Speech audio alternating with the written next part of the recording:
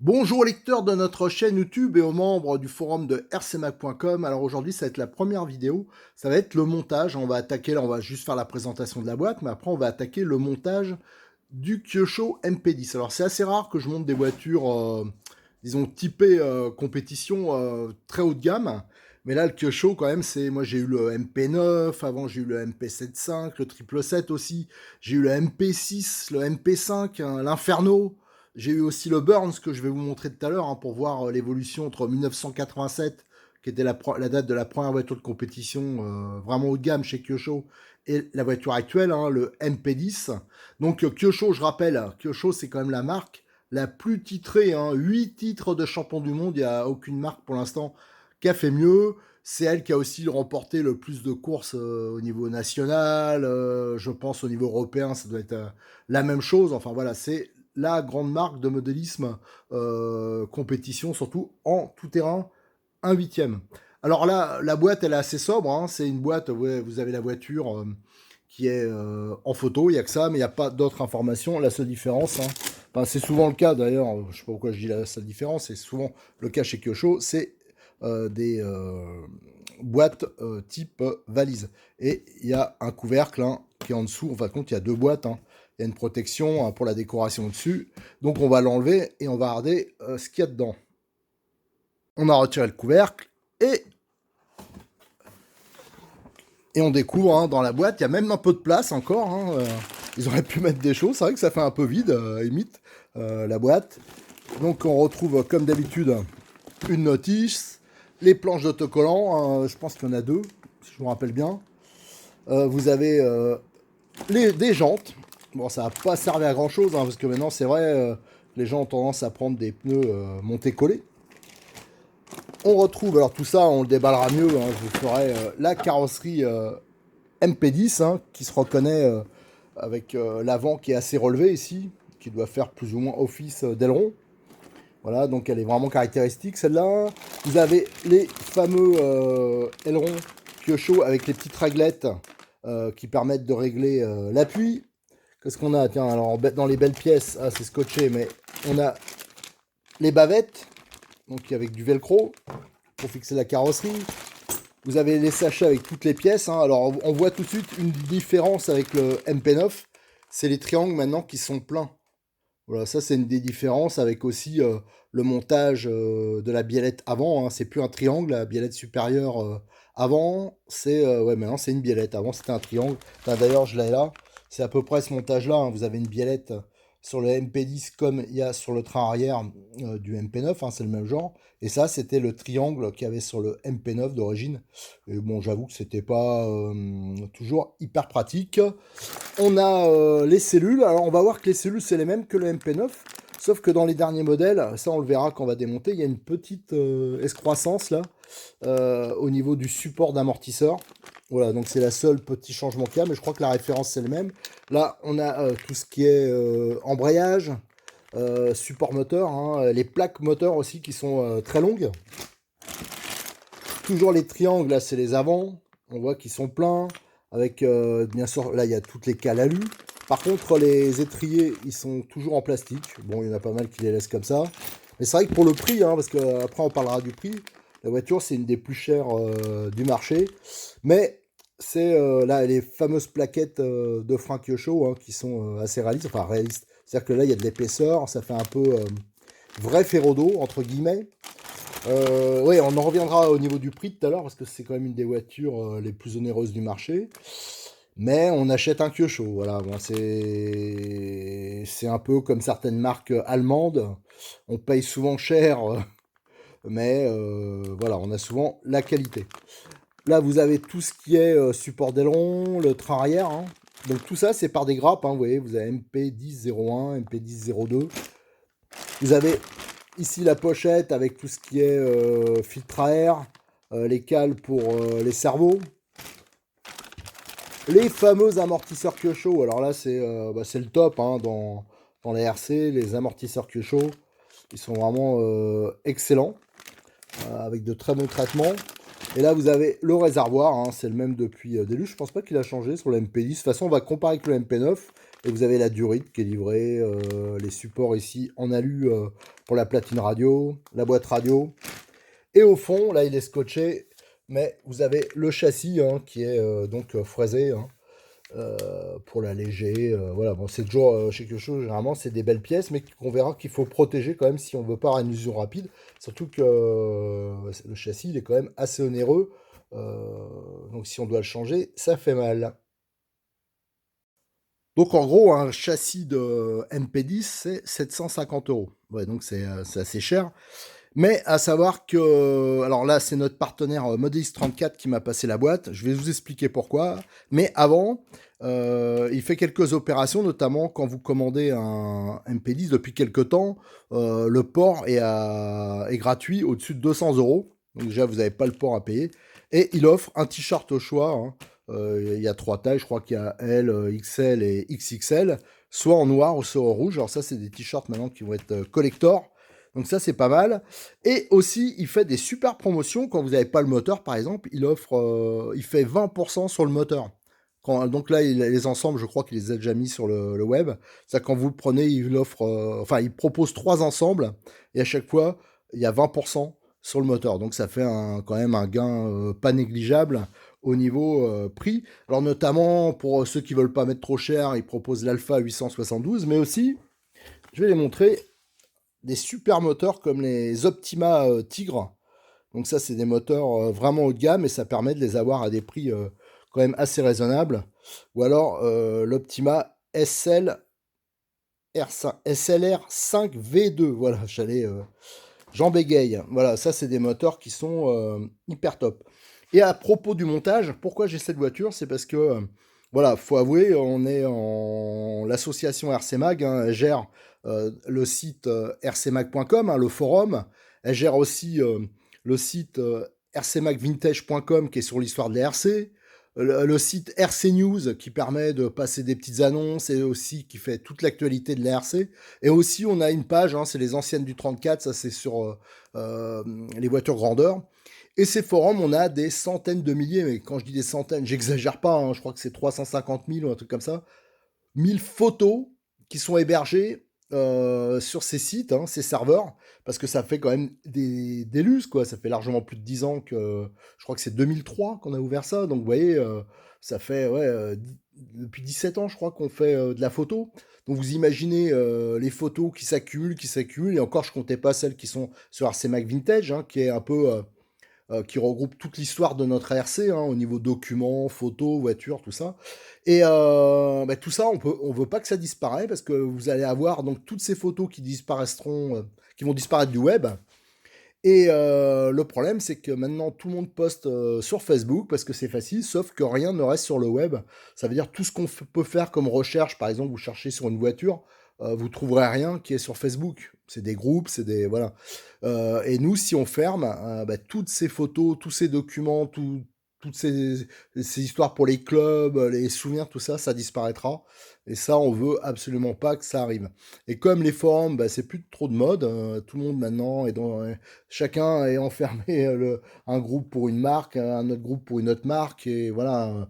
Bon, moi personnellement, je le regrette beaucoup. Je pense que c'est vraiment regrettable pour les RC, hein, surtout pour les nouveaux qui arrivent, hein, pour avoir des renseignements, c'est pas toujours facile. Et quand ils trouvent des renseignements, bien sûr, sur ces groupes, le problème qu'il y a, c'est que voilà, c'est très orienté. Bien sûr, si vous allez sur un groupe Kyosho ou un groupe Mugen ou un groupe Hot Bodies, automatiquement tous vont dire que c'est leur voiture qui est la plus belle, voilà, ça va être. Donc tout ça, c'est assez compliqué. Et donc pour essayer de sauver les meubles, hein, parce que nous, il faut qu'on réunisse plus de 3000 euros par an. Et on les a pas, clairement. L'année dernière, on les a pas. Je remercie encore Modélis 34 qui a mis la main à la poche, alors que c'est sûrement un des plus petits en France magasins, enfin genre au niveau moyen, hein, pas au niveau action, stock et compagnie, mais il débute, il a vraiment des petits moyens et il nous a beaucoup aidé. Et bah, j'avoue, j'ai mis aussi de ma poche aussi, plus quelques membres du forum qui ont donné un peu de sous, un peu de gens sur YouTube aussi, mais ça représente voilà 300 € par an, c'est pas grand-chose. Il y a la chaîne YouTube qui rapporte un tout petit peu, mais c'est vraiment pas suffisant, ça fait même pas un tiers de ce qu'il faut, loin de là. Donc, ce qu'on va proposer, hein, on va voir si ça marche, comme ça fait quand même maintenant, oula, ça me fait même peur, ça fait 40 ans que je fais du modèle réduit. Enfin, j'ai commencé petit, mais je commence à être vieux maintenant. Donc, je pense que j'ai quand même l'expérience pour monter les voitures. Quand je vois qu'il y en a qui se lancent à faire des montages, tout ça, qui en font depuis 1 ou 2 ans, ça fait un peu peur.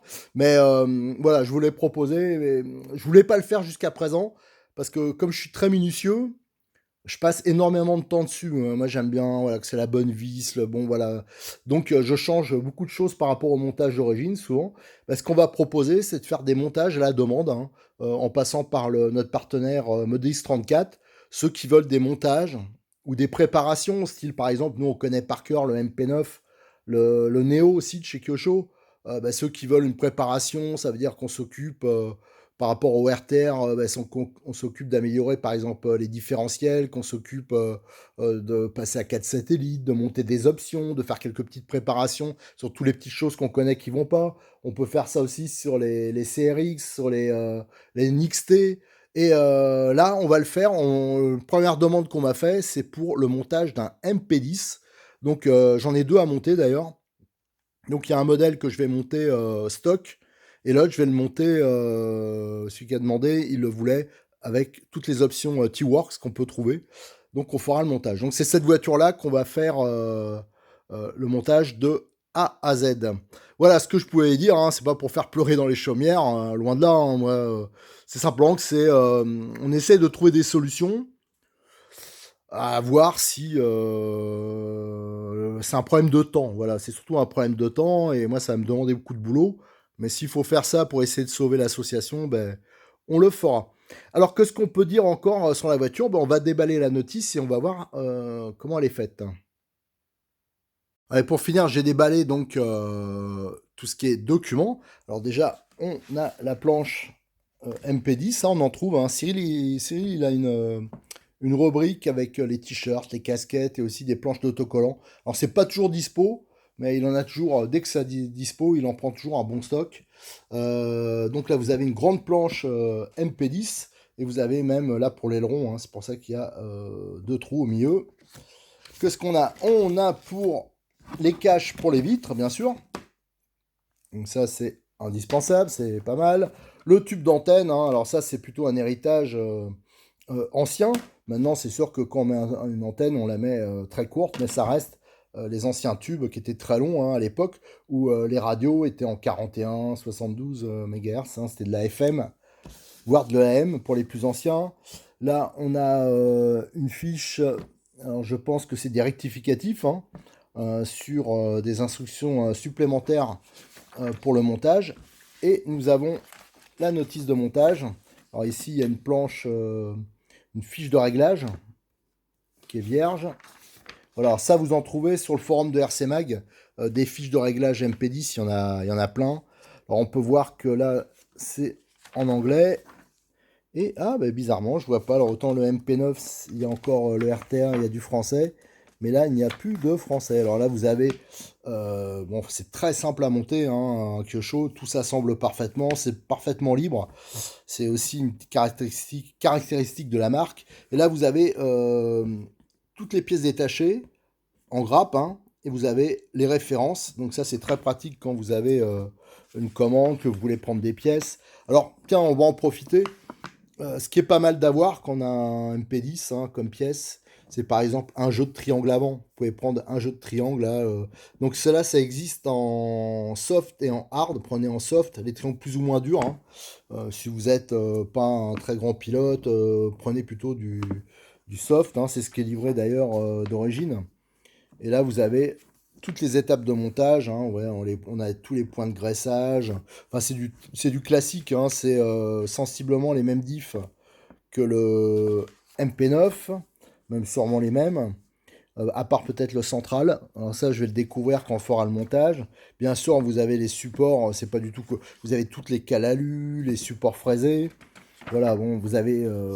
vraiment, c'est une voiture de compétition. Quand on peut s'offrir ça, c'est sûr que c'est le top des tops. Et vous avez...